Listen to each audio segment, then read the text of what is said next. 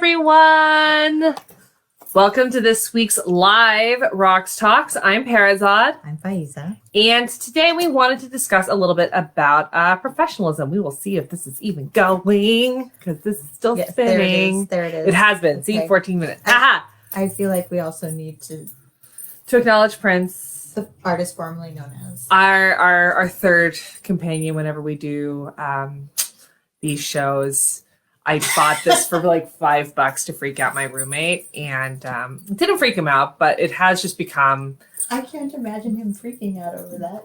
Because I thought he was just gonna be like, "Why are you hanging such hideous art?" And what's worse is that, oh, hey, look, the sun's out, so you can see him better. So it also says "When Doves Cry," but the problem is that my roommate lives under a rock until he moved to LA, and so he didn't know the song. So I'm the only one who got it stuck in my head whenever I looked at the painting. So it backfired horribly. Yeah, my roommate and I were in the same acting group, and our teacher focused a lot on theater of cruelty. So we pull a lot of weird stuff on each other because of that. This was my attempt.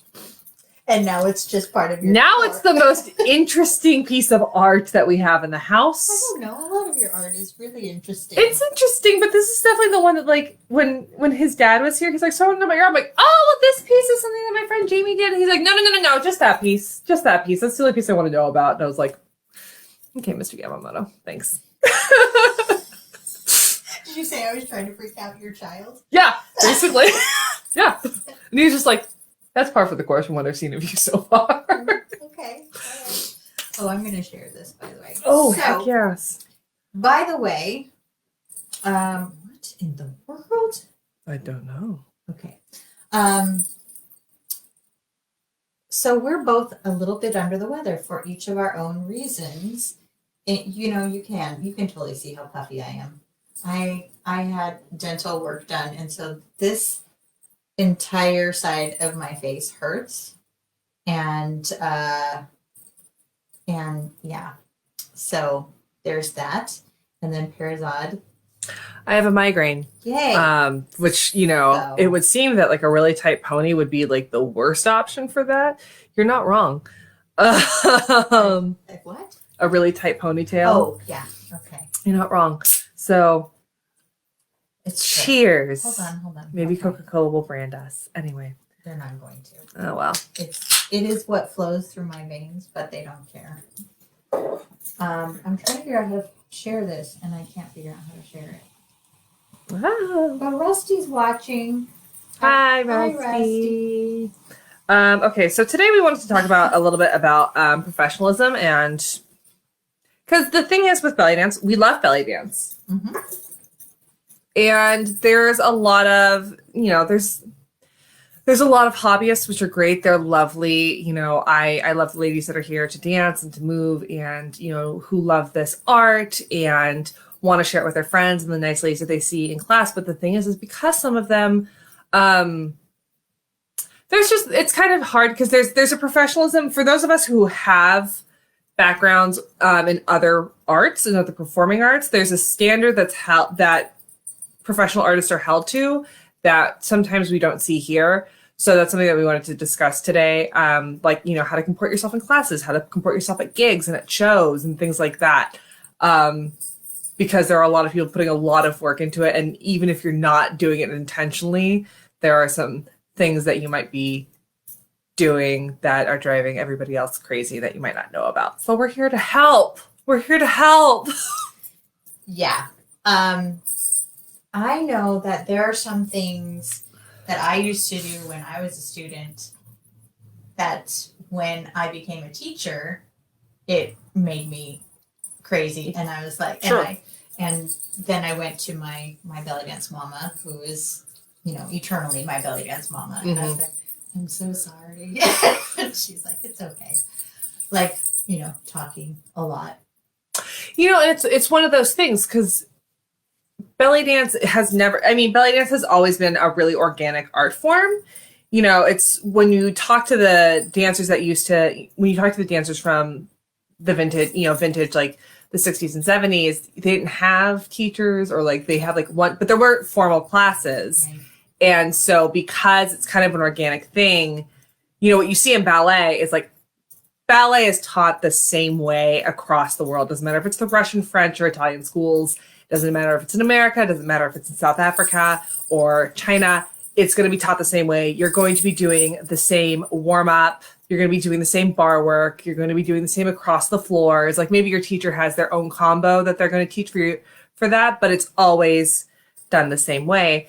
And belly dance can be a little more organic. And so we don't benefit from having the uniform. Like, well, in some ways it's better that we don't have the same uniformity, but in other ways it kind of hurts us because we don't have the same expectations of us. Just like bam, bam, bam, beaten into you. Well, I think part of that is that you're not going to find somebody who takes a 6-week bar class and then is like, oh, I am now qualified to teach.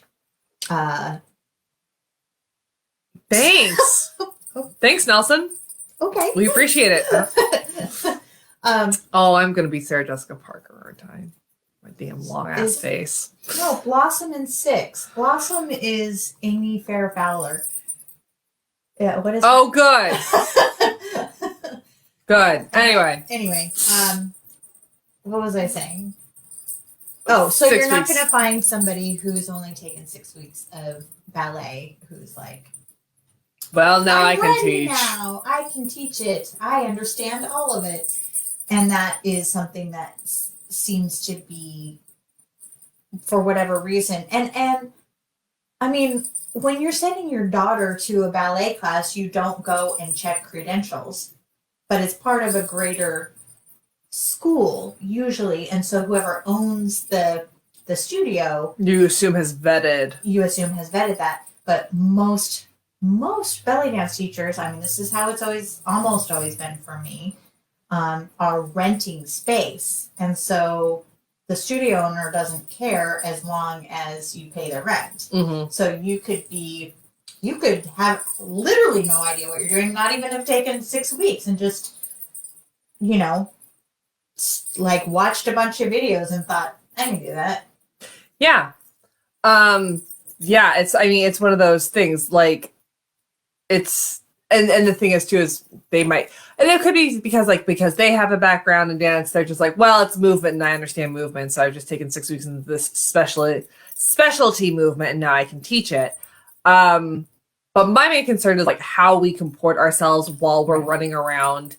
Because there's going to be bad teachers no matter what you do. But That's true. That's true. As a person, how do you comport yourself? And one of the things that I see a lot of is people showing up to workshops late, like 15 minutes late. Like we're even past the warm up and we're in the instruction portion of it, and they're showing up late and trying to warm up, and it's just it's one of those things, with a Western dance and a theatrical background. We're the thing that's beaten into us is if you're early, you're on time. If you're on time, you're late. And late is just unacceptable. And one of the reasons why we're taught that is because, especially for an acting class where they're not going to be doing a warm-up, they're just going to jump into it. You're expected to show up 10 to 15 minutes early so that way you can warm yourself up. So that way at 8, you're not coming, it's like if the class starts at 8, you're not coming in, setting your stuff down, chatting to your friends, et cetera. That's going to take 5 to 10 minutes of the teacher's time that they've paid for the studio space for and that you've paid for, and you're wasting your time. You come in early, you get all your stuff set up, you warm yourself up a little bit. At 8, class begins. And that's what it's supposed to be. That's how it's supposed to be. That's how a class is supposed to be run. So showing up early is showing your self-respect, showing your fellow students respect, and showing the teacher respect by making sure that everybody's money, they're getting every bit of time they can worth for their money. I'm sorry, I really struggle with language when I'm in a migraine. That's one of the things that drives me crazy, is people not showing up on time, not warming themselves up, and not being ready to start when rehearsal, class, the workshop, whatever it is, starts. Another thing that I notice is like, another thing that I notice is like, and it comes from dance auditions, but the idea that, because we always set ourselves up in lines, we're always stacked. We always have ourselves set up in lines. And when somebody, they'll show people like a bit of choreography, and then the first line moves to the back and everybody moves up. So that way people have the space to learn. And I've noticed like a lot of the times in workshops, dancers won't move up. They'll just continue to stay in the back. And for that, I gotta say, no, you've spent money. Go get up close to Zara or Scheherazade or Mohammed Hawaz, like whoever is teaching. You spent the same money that everybody else did. Go move up, be right next to them, and learn.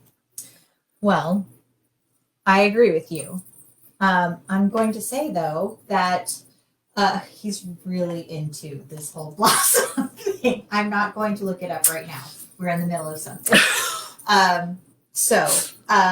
One of the things is that because so many belly dancers are hobbyists, there's a lot of insecurity and worry about other people judging them.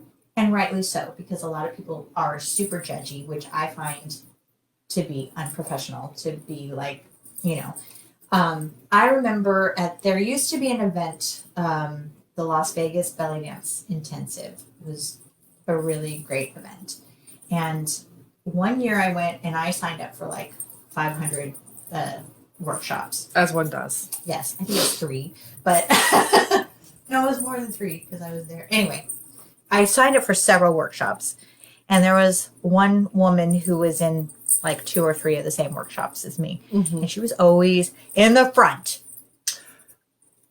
But she was in the front to make sure everyone else could see that she was picking everything up really quickly. And it was intimidating for like someone like me. I'm there to learn, and I usually go, depending on how I'm feeling, like I'll hang in the back if I'm like, this is not going to be this is going to be too hard and I don't want to be in the way, or, wherever I'm feeling, and I try to get as close as I can based on that, because I want to be able to see the teacher. Like you said, I do very much appreciate when teachers remember to Zara's very conveyor belt to us. Yes. You think in a lot of professions, learning is something you have to endure. In the arts, the learning opportunity. That is exactly right, Rusty. Yeah. It is more precious. It's a lot harder to come. I mean, it's so expensive to take those classes that really and here's what I'll say about that. It can be intimidating. I know, like when I had to go into a tap class for the first time, I stood in the back, and part of it too is like dancers kind of stack themselves via hierarchy, like their own hierarchy. Right. I know that, like, because I've been dancing for a long time, especially when I was in your classes, I was always like, bam, front and center. Like, cool, I'm right here. And it's, it's important, but it's a matter of like, don't be into, like, I know I'm the super competitive one, and I'm about to tell you, with competitive bitches like that, fuck them. Right. So this is what I'm getting at. I feel like part of that is ingrained in us because our regular weekly teachers, because there's only like 4 of us in the class or whatever, so everyone can see, and there's no need to do any of the shuffling. So they're not taking the time to remind their students that in class or in the workshop, that's the place to not do it right. That's the place to fumble over yourself, because that's how you learn.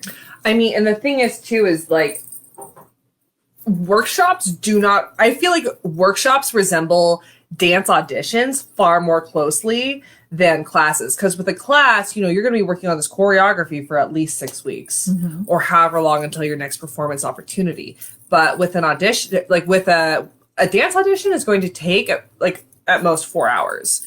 The same with, a workshop. It's going to take at most 4 hours, and it's usually going to be split up if it even does that. It's usually going to be a 1 to 2 hour block, maybe 3. So you need to learn it fast. And that's one of the things is when you do a dance audition, they'll be like, okay, so here is this 64 counts of choreography. Great, we ran it twice. Front line move back, back line move up, so that way everybody can learn it, because they have to provide everyone an equal opportunity in order to get the best dancers out of it. And that's how you have to run yourself in an audition, is because it's such a limited time to learn the material. Yeah. And so when you're in a class with a teacher when you're in a workshop with a teacher who knows to do that, take advantage. Don't hang back. Do it. Yeah. Do it. Move up. Look like an asshole. Who cares? Like, it's your learning opportunity. You have paid for this. Don't worry about other people. Don't worry about other people. Share the space. Share the space. Don't hate. But the thing is like when it was specifically Zara's choreography workshop. Davila and I, who both have backgrounds in other forms of dance, were trying to do the move up. And so, we were in the front. They told us to move back. We moved back and we were trying to push the other ladies forward. And they're like, no, we don't want to go. And we're like, yeah, I've been. How are you going to learn? Yeah, I've definitely been in workshops where I've tried to move back so that other people could move forward, and they're like, "No, I'm fine." But see, now we judge you because you're not taking advantage of the space, so you're going to lose no matter what. So learn. She judges you. I judge. I am feeling bad because I know that you're feeling insecure. And oh my gosh, I'm so cockeyed because of my. You're good. Just keep looking at me. Anyway, so yeah, that's part to the topic of. Oh, I forgot to set the timer. We have to keep an eye on it. Yep, right up there. Of professionalism, part of whether you're a hobbyist or a professional, you always want to you want to do your best. Like, what's the point of like, I'm going to learn to crochet so I can suck forever? I mean, and that's the thing is, if you want to move up, you have to just. I mean, it's hard. It's really hard. There have been classes where I've wanted to cry, absolutely, and I just kept pushing through because I had paid for. I mean, there was okay. So I got done with college, and I really wanted to be able to do musical theater. So I started taking more Western dance classes in my hometown when I got back. And I'm getting ready to be in this class, and I see a former dance instructor who was Faizeh knows was.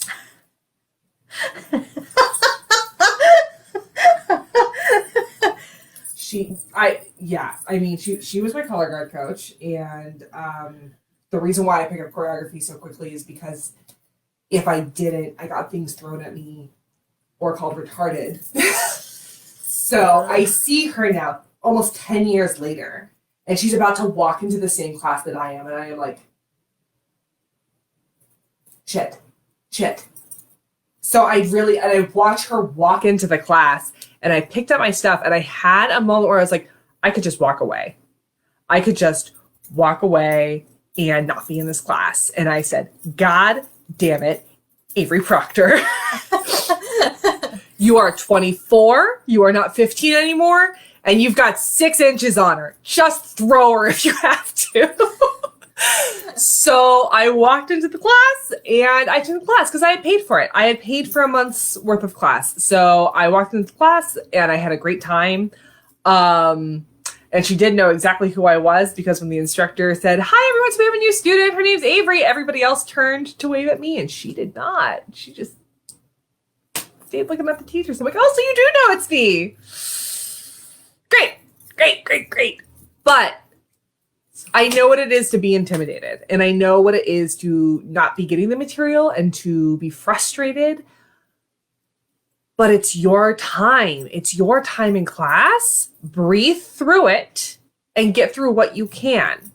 When you're in a workshop, yes, it's frustrating, but like, ask the questions. But don't be that person who doesn't let anything progress because you're so busy asking all the questions. Ask your question. I mean, I understand. Oh no, there's that person who's like, I think we're thinking of the same person. However, but the main thing is like, ask your questions. Take advantage of the class. This is your instruction period. Be respectful of the fact that it's other people's instruction period, but you've paid for this, so do that. So show up early, warm yourself up, so that way you are ready to go when it's time to go. Because that is something that I see in this community that's very, very frustrating. And it's one of the things. I mean, unfortunately, something that I've talked to a couple of people about is, I don't know if it's still the case, but I know for a while there, with the Salala dancers, Jelena required ballet, jazz, and modern background, but not belly dance. And that seems very odd considering it's a belly dance troupe. But my theory is she probably wanted people who already had the discipline from ballet, jazz, and modern that's expected of us from a studio. You know, with ballet, you show up in your black leotard, your pink tights, your hair back in a bun. If you want to wear a skirt on it, that's fine, but you have the pink shoes, and you show up and you're ready to go when the instructor is ready to go. She probably felt it was a lot easier to teach belly dance than discipline. I'm sorry to say. It's true. You'd have to ask her. We'd have to ask her. Maybe someday we will. Maybe. So, to the other thing about professionalism while you're in class. So, we're talking about making sure that you actually learn.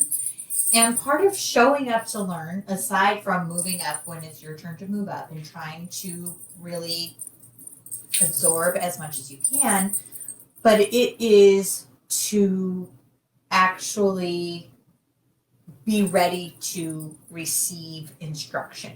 And so that comes something that I have had to like train myself out of doing, and I have had many students over the course of the 20 years that I taught, who, like, when I would correct them, they'd always, oh well it's this, or oh well it's that, and that's fine. Take the note. Take the note. My job as your teacher, or any teacher's job as the teacher, is to make corrections. I mean, you wouldn't take math and then have your have 2 + 2 = 12, and then have your teacher go, well, that's really an interesting choice, and then move on. They would say, okay, that's an interesting choice. It is also incorrect. So that you have to think in terms of your teacher isn't trying to make you feel stupid. And if he or she is, it's time to get a new teacher. Yeah. Your teacher is correcting you for you, so that you won't hurt yourself, so that you can do better, so that, whatever the case may be, it's not, I am telling you that you're turning the wrong way in this choreography with everybody because I don't like you. That's not. Or, everybody else's hand is here and your hand is here. I mean, is it annoying to be corrected on it? Sure. But, if you get the video back and you look completely different from everybody else and not in a good way, you're going to be very upset. And it's going to be because the teacher tried to tell you and you just wouldn't take the note. So be ready to receive the correction. Be ready to listen to what your teacher's saying. And especially when they tell you something week after week, and then you go to a different class. And they're being told the same thing. And then you go back to your teacher and you say, listen to all of these things that I learned from someone that I met one time, even though you've been telling me this 5,000 times. What is she talking about? This happens to all teachers. I did it to my teacher too, but I love to tease Perizaad because legit, she's the worst out of all students I've ever had of going somewhere else, because I encourage her to go to other teachers. Because I'm one of your only students that actually goes to other teachers. All right. So, Perizaad's taller. I'm taller. She's taller by 4 inches? 5 inches? How tall are you? Are you 5'6"? I'm 5'5". Okay. Then 5 inches. 5 inches. Okay. I was trying to remember if you were 5'9" or 5'10". I'm 5'10". Michael insists on calling me 5'11". Once you get past like 5'8", you all look the same to me. So Anyway, so be ready to receive it as well. So show up, be ready. Don't take things personally, because that's how you're going to grow. Receive the information. And then when your teacher says, if you want to perform, you have to wear this costume, or if you want to perform, you have to do this thing. Or if you want to perform, you have to attend the two rehearsals leading up to performance are mandatory. They should be, you should honestly, if you're going to perform, you should anticipate having to show up to at least the 2 rehearsals leading up to performance, if not at least 3. I would say 3, but at least the last 2. I mean, life happens, Right. but you need to be anticipating, or you need to let your teacher know how you're going to be making it up. So I'm going to say this. When my students have worried about letting me down, when like I used to have big performances at the Antelope Valley Fair and at the Lancaster Poppy Festival, because that was just a very easy way for me to showcase all of my students. And I mean, it was a lot of work for me. Like, I don't think any of my students ever realized just how much work it was for me to put on this. I had to choreograph everything, you know. And pick the music, and cut it together. And help everyone with their costumes, make sure their costumes were whatever, and all of, you know, whatever.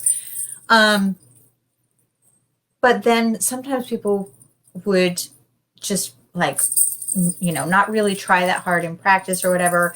And especially for beginners, if they show up in class, I kind of had this, you're allowed to perform if you're there and you have the costume.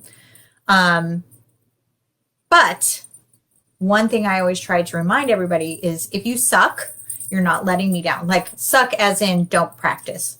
We all, you know, we're all where we are. But if you don't practice and you don't make sure that your costume's the way it's supposed to be, and you don't show up to class or whatever, the various things, you're not letting me down, because I still had, you know, 20 other people that wanted to do the show, and that they're the ones that I was doing it for. But they weren't letting me down. You were letting your classmates down, because they're all working hard. Right. And they want to present something because their family is coming to the fair to watch them perform. They've never seen them perform. They've only been dancing for 6 months. And if someone doesn't take it seriously, that reflects on all 6 people in that class. And during the performance and then during the videos as well, you know, your costume malfunction or standing there because you forgot the choreography pulls attention from everybody else, because now everyone's just staring at the moron on the stage who doesn't know what they're doing because they didn't practice. Right. Or they didn't check their costume, or, right. You know. And I know I have a really, really, really hard time remembering choreography. Even the choreography that I create, it's really, really challenging for me for whatever reason. So I get it. It's sometimes you're going to have those performances where you've practiced, and in the middle of the show, you're like, I have no idea what's coming next. I've been in those many times. Yeah. But like, if you are trying your hardest, then you're not letting other people down. If you're actually doing your best, then you're actually going to, you're going to be there for your troop. So, so show up, practice, listen, be ready to receive instruction, wear your cover up, because your costume is part of your performance. And so you're not going to warm up out where everybody sees you before the show starts. So don't go parading around in your costume. That is something I know not all belly dancers agree with me on that, but I'm not budging on that. No. Because that's part of your performance. So. Oh, and also when you're performing, if it's a showcase or something like that, or even if it's class, always be sure to thank your instructor. Always be sure to thank the organizer of the event as well, because it's so much work for them to organize and to find a space that will let them host.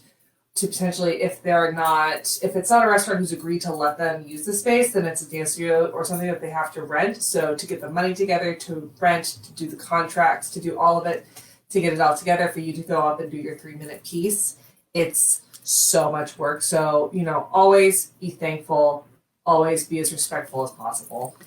I will say that I always know, I know who Davila's people are anyway, but whenever anyone that has been taught by her, like, and they come and do a solo at my show, they always bring me a thank you note. And I'm always like, you were trained by DeVille. Yeah, I know they were anyway, but that's always the reminder that she has that Southern Belle. And I have not been handwritten thank you notes. Always. I will say that I've not been good about that, but I always appreciate it. I always appreciate it as someone who puts on showcases and produces events. It is thankless. And so when somebody acknowledges all of your hard work, it means so much. Hi, Dawn. Oh, Dawn, hello. So, I think those are the main things. I feel if we can nail down being early, so that way we can be on time, open to instruction, and there to learn, and thankful for the time that we have, I think that we can go a long way. I think a that, long way. Like, kind of to sum up, I would say that all of these items are about respecting other people's time and energy. Mm-hmm. And if we can do that, which I don't think that's necessarily been something that's been encouraged in our community, if we can do that, I think we'll all get along better. I think that we will produce better art as well, because when we're supporting each other, then we are free to express the things. And if we we will produce better art, because like if we are already in the mindset of acting as professionals, then we'll be able to receive feedback as professionals, and then our art will be just taken to the next level within our troops, within our classes, even when soloing. Like when your teacher's like, you were great, I noticed this, and if you're open for it, we'll do much, much better. Yes. Anyway, we feel awful. We've come to a great stopping point. Yeah, that's a good place to stop. So next week is when we are dropping the interview with Tiffany from the Belly Dance Bundle. She has some very exciting stuff coming up in December, so we are getting it out there for you guys so that way you know what's up. And this Friday night is the showcase that will be premiering on our YouTube channel. Yes. Because we have Roxanne from the UK, and so it's the middle of the night for her there when we usually have it. So we've asked her to film herself, and then we will present it live. So you'll still be able to come and comment and watch along with us. I'm so excited. She was the headline for my most recent my most recent showcase performance, and she was absolutely fabulous. She's such a sweetheart too. But she's such a beautiful dancer, so definitely look out for YouTube for that. But otherwise, I'm Perizaad, Faizeh. and we'll see you next time. Ma salama as I end the video.